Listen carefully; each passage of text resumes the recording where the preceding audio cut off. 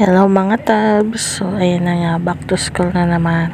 So naganda na ako ng mga gagamitin para sa pag-cover ng notebook ng anak ko. Since yellow yung theme ng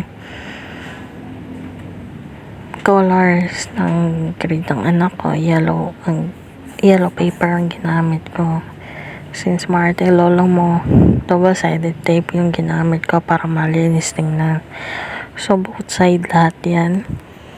Nilagyan ko ng double-sided tape. So, tinansya ko lang yan kung paano matupi yan para hindi magusot siya once sinarado bukas siya ng anak ko. So, nakabili rin ako ng sticker sa kanto. No, mura lang yan. Since hindi naman ako masyadong magaling sa lettering, buti may available na ganyan. So, magsusulat lang ako ng pangalan niya at saka grade and section.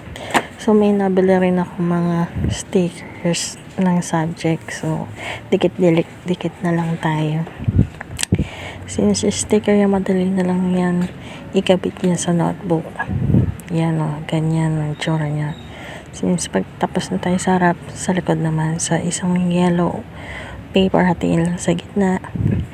Then, gugupitin natin siya sa gitna.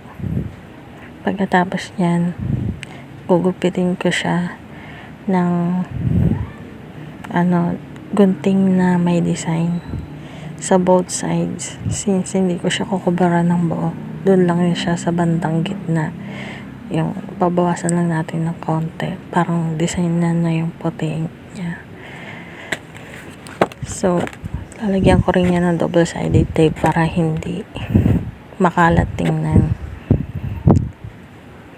Ganyan lahat, ganyan yung magiging itsura ng mga notebook na anak ko sa lahat ng subjects niya para maganda tingnan.